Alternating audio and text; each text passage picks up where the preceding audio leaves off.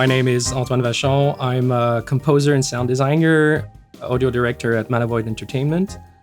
I was raised in a musical family and started playing piano when I was a child. I was always a big gamer too, so very young, I guess I knew already that this is what I wanted to do, make music for video games. I was always a big RPG fan too, so Rainbow Billy, The Curse of the Leviathan really falls into my taste, and it's just been such a pleasure to work on this. When they approached me, they showed me an early prototype that they had, which was one of the first levels, the Dino Island. And they told me they needed one song that had kind of a Jurassic feel. They sent me a few references, namely La Bolduc, which is a famous old Quebec singer here.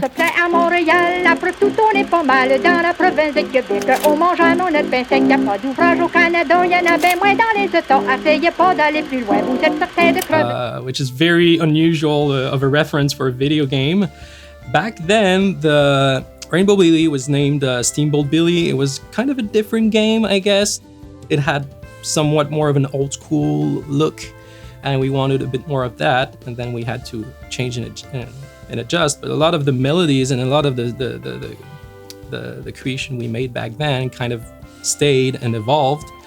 And I guess that was the first song I wrote. Then we had like a battle theme, and then the boat theme, and that's where I started identifying the boat called Friendship is where you have all your creatures and your friends that reside in it, and that's where I kind of nailed the friendship theme that is recurrent throughout the game.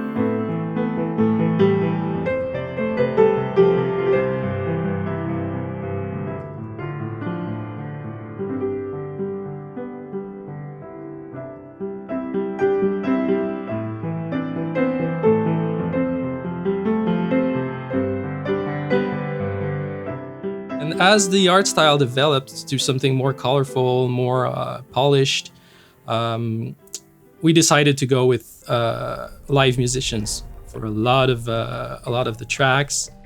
One of them is named Sheena Ko. She's a local musician here in Montreal, keyboardist, singer. She has a solo career. She plays with Best Nerd Lakes and a bunch of bands.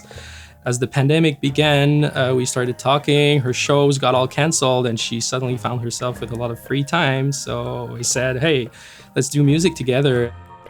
We just brought all of our synthesizers together and just made awesome synth music. And so it worked super well because that's what we love, is we love synthesizers. We had a really cool collection of both retro to modern synthesizers, just a room full. And we were like two kids just playing, and it was super fun, because that's just it. The pandemic shut down all my other work, and so I was able to just have fun composing music for a change. The songs really flowed naturally, it was really easy to compose together, and I hope we get to do it again. I think every single musician that we had play on the soundtrack are all phenomenal musicians, and so all of them were at home during the lockdown, and it was really cool to be like, hey, do you want to play drums on these tracks, or do you want to play trumpet on this track? And they're at home without work, and so they were able to do some work from home. And we got Laura and Travia on flute, Kristen Nigus on a bunch of different woodwinds. She chose a lot of ethnic woodwinds or weird recorders that have this very pure and childish sound that fit very well with the world of Rainbow Billy. We got Mark Bassett on cello. We've got Romy Allaire, who composed one of the songs in the game, because I thought her style of music just fits so well with the dreamy side of Rainbow Billy. We've got Kevin Warren on drums, who did a wonderful job on the battle themes, and many other wonderful musicians that just helped create the music universe.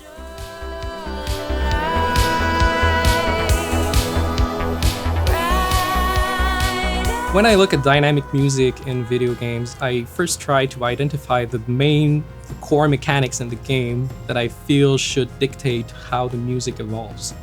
You've got these different tracks that progress linearly, And then when different things happen, you change the instruments, you change the mix, you change the volumes of certain things, so that the melody and the flow of the music always keeps on going very naturally, but you've got a different kind of feel that comes in. There are two very distinct parts in the confrontations. There's the part where you talk with the creature, you try to befriend them, you try to understand them. And then when that's done, you got that part where you've got the QTEs, you've got a lot more rhythms. So the battle theme always keeps on playing the melody and being constant in that way. But when we switch between those two different parts of the gameplay, we've got a lot of different instruments coming in. We've got a lot more percussions, drums in the action part with the QTEs. Whereas when we're talking with the creatures, we've got a much calmer battle theme playing.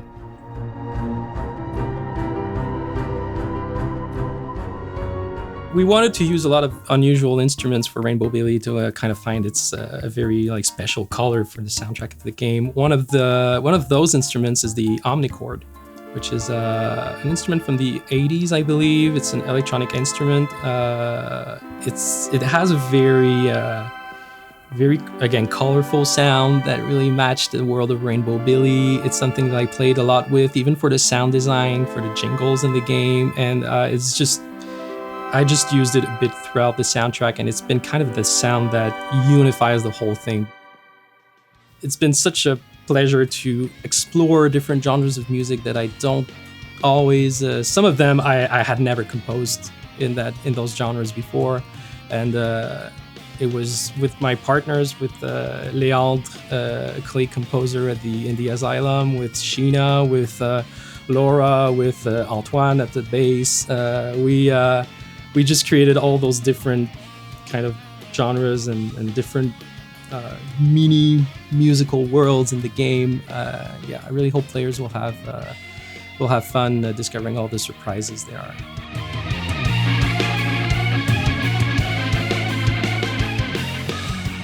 Well, I don't know. I feel like music has an ability to really create emotions and feelings. So I don't know. I just hope that it adds this extra element to playing the game, and that people just really enjoy the music in general.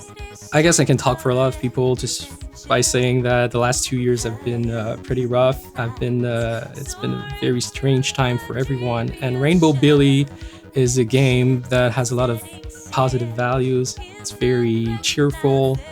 It's very uplifting. And I really hope that people can feel that in the music, can feel that in the narrative, the art. It's a very colorful game. It's a very positive game. It's a game where you have to choose love to win. And I think that's a wonderful message that I really hope players will enjoy playing through that game.